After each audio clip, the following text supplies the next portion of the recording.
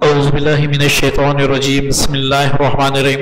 روحانی وظیفہ آفیشیل کے معزز سامعین و ناظرین، السلام علیکم ورحمۃ اللہ وبرکاتہ۔ ایک نئے عمل اور ایک زبردست قسم کے عمل کے ساتھ آپ کی خدمت میں حاضر ہوں۔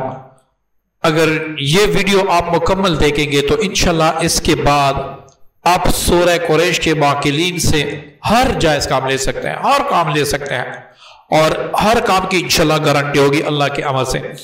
لیکن سب سے پہلے آپ اس کو سمجھیں تاکہ آپ کے اشکال بھی دور ہوں، اور یہ جو رجت والے ہوتے ہیں، آپ کا یہ جو شک ہوتا ہے کہ اس وظیفے میں بامعقل وظیفے میں رجت ہوتی ہے، تو آپ کا یہ جو ذہن میں خیال ہے یہ بھی نکل جائے۔ ہمیشہ یاد رکھیں کہ بامعقل عمل میں رجت بہت تیز ہوتی ہے، ٹھیک ہے جی، رجت بہت تیز ہوتی ہے، لیکن ہر بامعقل عمل میں نہیں۔ بامعقل عمل کس چیز کو کہتے ہیں؟ پہلے تو یہ سمجھ لیجئے، ایک آیت یا ایک اسم اعظم یا درود پاک یا اسم نبی کریم صلی اللہ علیہ وسلم آپ پڑھتے ہیں، پڑھنا ایک طرح کا ہوتا ہے، ٹھیک ہے جی، ایک ہی طرح کا آپ پڑھتے ہیں کہ اس کے خدا میری طرف متوجہ ہو جائے، اور اللہ کے امر سے، یہاں پر ایک نقطہ اپنے ذہن میں رکھیں، اللہ کے امر سے میں جب بھی اس کو جس کام کا کہوں وہ اللہ کے امر سے میرا کام فوراً کرے۔ جیسے کہ عام انسانوں میں ہوتا ہے نا، ہم کسی پڑوسی کو کہتے ہیں، اس سے تعلق اچھے ہوتا ہے کہ بھائی میرا فلاں کام کر دے۔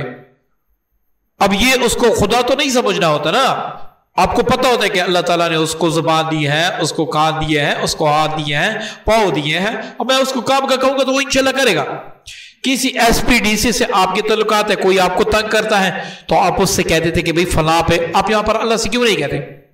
آپ کو پتہ ہوتا ہے کہ اس کو جو عہدہ دیا ہے یہ اللہ نے دیا ہے، اب آپ اس سے کہہ دیتے کہ بھئی فلاں جو ہے نا وہ مجھے تنگ کرتا ہے، اس پہ دباؤ ڈالے، تو وہ اس پہ دباؤ ڈال دیتے ہیں، ٹھیک ہے جی، وہ مان جاتا ہے۔ اسی طرح سورتوں کے، قرآن پاک کی آیتوں کے، اللہ تعالیٰ کے اسماء مبارکہ کے واکلین ہے، خدام ہے، کیا ہے؟ خدام ہے، جو ان آیات پر، ان اسماء اعظم پر مقرر ہوئے ہیں، ٹھیک ہے جی۔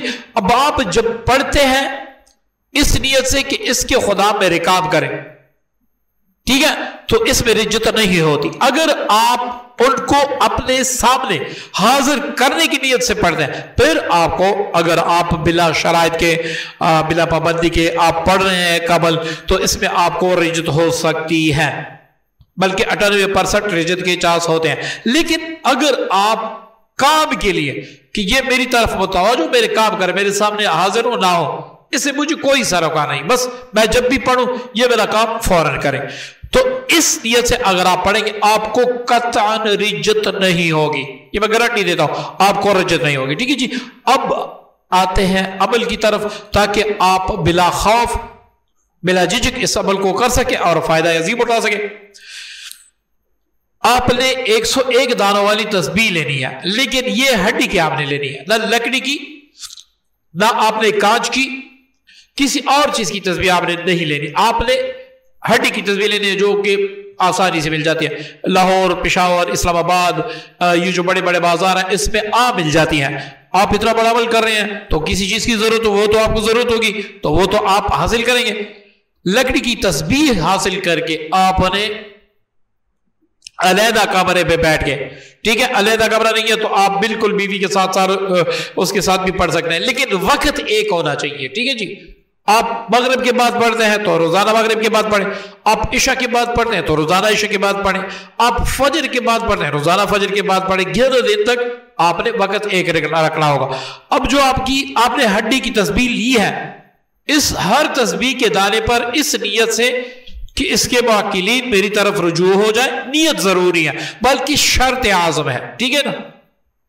جس طرح حج میں عرفہ کا دن یہ رکن اعظم ہے، اسی طرح اس میں نیت کرنا آپ کا جو ہے نا رکن اعظم ہے، شرط اعظم ہے، اس کو آپ ضرور کریں گے، ٹھیک ہے۔ نیت آپ رکھ لیں، آپ نے 3 بار ہر تسبیح پر سورہ قریش پڑھنا اس نیت سے کہ اس کے واکلین میری طرف رجوع ہو جائیں، 11 دن آپ یہ کر لیں۔ اس کے بعد روزانہ 101 دانوں والی تسبیح پر ایک بار سورہ قریش پڑھا کریں، مطلب 101 بار پڑھا کریں، عمل آپ کے قابو میں رہے گا۔ اب آپ نے جب بھی کوئی کام کرنا ہو 2 रकात सलात हाजत पढ़ ले तो सबसे बेहतर है, वरना आखिर कोई सा भी दरूद शरीफ मैं रिकमेंड करूंगा 11-11 बार दरूद इब्राहिमी पढ़ ले। अब यहां पर जो आप हुक्म देंगे कि अल्लाह के अमर से, अल्लाह रब्बुल इज्जत के फजल करम से, इस सूरह के खुदा मेरा फला काम कर दे, इंशाल्लाह आपका काम हो जाएगा 24 घंटों के अंदर। आप खुद देखें अब क्या क्या काम ले सकते हैं। आप किसी दुश्मन की जुबान बंद कर सकते हैं, उसकी इरादे बंद कर सकते हैं, किसी की कारोबारी बरकत के लिए आप अमल कर सकते हैं,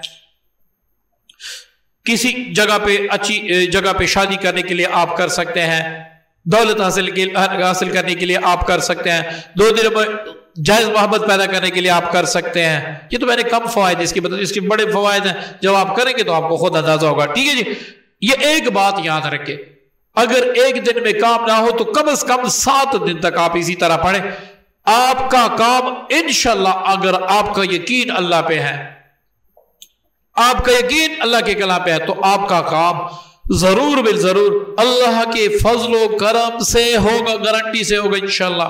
बस आपका यकीन काबिल होना चाहिए, आपका यकीन इस पर होना चाहिए कि मैं जो अल्लाह को पुकारा हूं इंशाल्लाह अल्लाह के रब्बुल इज्जत की बरकत के अमर से मेरे इस आयत की जो खुदाम है वो मेरा फला काम करेंगे, तो इंशाल्लाह आपका काम यकीन बिल यकीन होगा। ठीक है जी, आप इस पर यकीन रखें।